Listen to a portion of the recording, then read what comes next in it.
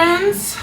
Today I'm going to be making a much loved by my family recipe. I think I came up with this recipe about 5 years ago and it's quite beloved, as you can see. So the things you'll need for this particular recipe: you need an oven, obviously. You need a couple of 9x9 metal pans, or you can also use a 9x13. Those will both work. I would prefer that you make this in a metal pan than a glass pan, and I'll tell you why. Glass takes forever to heat up, and when it does, it takes forever to cool down. Well, it also takes forever to cool down, but the problem with it is you'll end up with these really thick sides, and it won't be as cooked in the middle, so it just doesn't bake as evenly when you're doing like a bake, like a tray bake. So metal is the way to go, because metal heats up really quickly, it cools off really quickly, and you're gonna get a more even bake all around. Okay, so we've got that out of the way. You're going to need a mixing bowl, a mixing jug, whatever else you need to measure things out with. So I've got measuring devices here. Half cup, this is a half cup. This is a full cup, and a quarter cup. You're also going to need a silicone spatula, large whisk, a small whisk, maybe. It just kind of depends on how you decide to do all of this. I think I'm probably going to err on the side of not needing this one because I'll probably start mixing my dry ingredients. Danish whisk, this is what they look like. It's also known as a bread whisk, and it's really good for bringing batters together. And that's pretty much all you need to get started on this.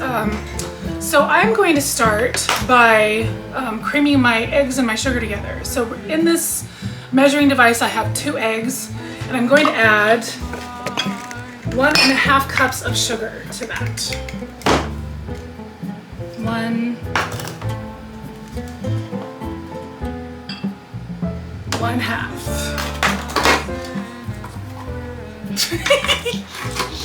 All right. And then I'll put that away, and then I'm going to just kind of spend a little bit of time getting these two things to make friends with each other. So we're whipping a little bit of air into them. It's going to turn pale in color. Can you see that? Okay, we'll be back in a minute.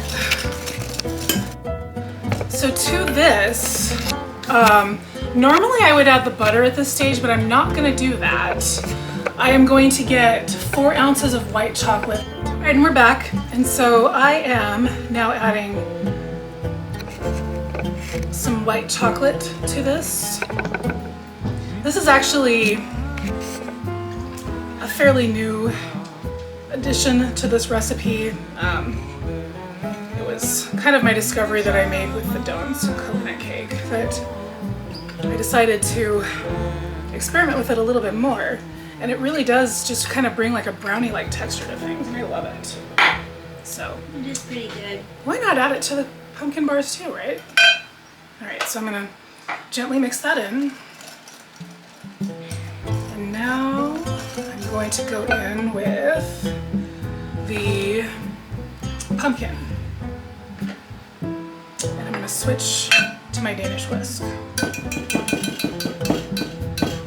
And I did go backwards. See, I have ADD. It's okay. It's all gonna turn out. I've made this recipe a million times, and it ends up just fine. You can mess up a little bit and it will be okay. It's a forgiving recipe. All right. Now I'm gonna use my Danish whisk. We're gonna start using it to incorporate other ingredients. And so here I've got my oil,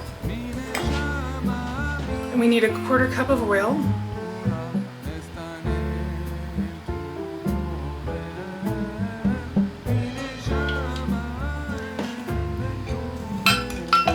And we need a 1/4 cup of molasses, which I hopefully still have. We like that molasses. Looks like a 1/4 cup. Yeah, I think it might be just enough. Might even be more than a 1/4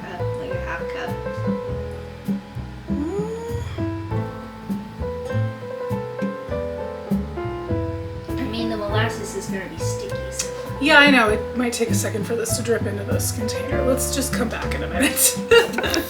So one thing you can do, if your molasses is like right at the dregs and vestiges of what's left of it, you can stick it in the microwave for 10 seconds and zap it. And I also like to go in the order of the oil first and then the molasses, because watch this.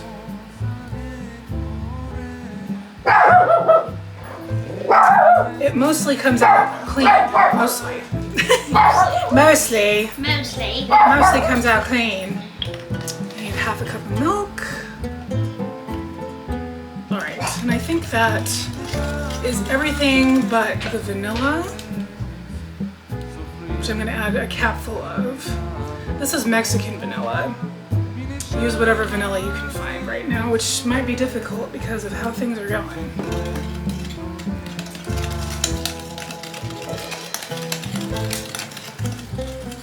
Okay, so we've got that. Okay, so in this bowl, I have 2 cups of all-purpose flour. I've got a teaspoon of baking soda, a teaspoon of baking powder, half a teaspoon of salt, and a tablespoon of my autumnal spice blend. You can use like pumpkin pie spice or Chinese 5 spice would also be nice in this, or you could maybe even mix them. In fact, yeah, I think that would probably be really good. All right, so I'm going to mix these together, and I did need the other whisk because like I said, I have edited. And yeah, you know, and that's the thing about baking is it should be fun. It shouldn't be stressful. So just, if you mess up, don't get mad. Don't get mad. There are always ways to fix things. You can always, like, you know, hit me up in the comments too if you have any baking questions and need help with something. All right, so now I'm going to pour the wet into the dry, because again, this is a tray bake and it's not totally evenly mixed, but I'll fix that in a minute. So I mean, you know, if you screw up, you screw up. You just roll with it, and Persist. some mistakes are worse than others, but Persistence is perseverance. nevertheless, she persisted. She persevered. And you can see everything is getting mixed together pretty nicely. I love this whisk so much. It's amazing. And the very last ingredient that I'm going to add, my lovely assistant helped me out with this, is our brown butter. And I'm going to stream this in because it's hot. You don't want to go quickly with this because 1, you don't want to overwhelm the mixture, and 2, you don't want to scramble any eggs because it's not pleasant when that happens, and it has happened before to me and many other bakers. So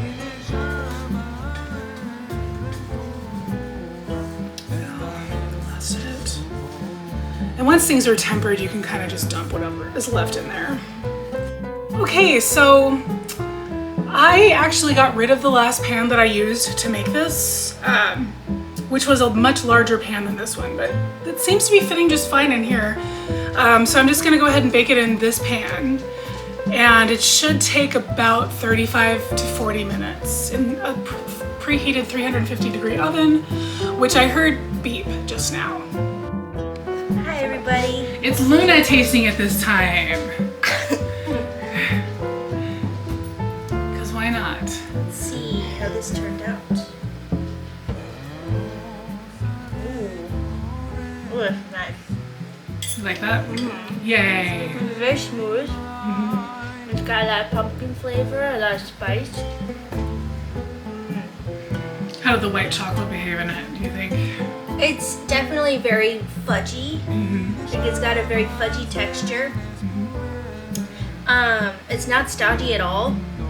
It's clean. And I think the trick to this one is you do not want to remove it from the pan when it's warm at all. You want it to be very cool. In fact, you may even want to put it in the refrigerator before you remove it from the pan, because the white chocolate will solidify. We're having a dog fight over who gets the crumbs here. No, it's over Dad. Oh, he's also just as sweet as this, you know, pumpkin. So The dogs do fight over Dad. Yeah, I'm glad that you like it. Yay! I like it when somebody else gives a perspective on it too. Yeah. Yeah. Very smooth, very rich. Don't want much more than this. Like. Yeah, it's like a brownie. Like you don't want to have like a whole pan of brownies either. So, all right. It would be delicious with a cup of milk. Yeah. Or a cup of tea, or some decaf coffee, or a regular coffee if that's your jam. If you have to work a late night. Yeah, I mean, sometimes you do if you're gonna go on a road trip or whatever. Okay, well, there you have it. So like the video, comment on the video, subscribe to the channel so I can bring you more recipes like this one or other savory recipes as well. And if you have any requests, also let me know in the comments. Thank you very much and have a nice day. Cheers.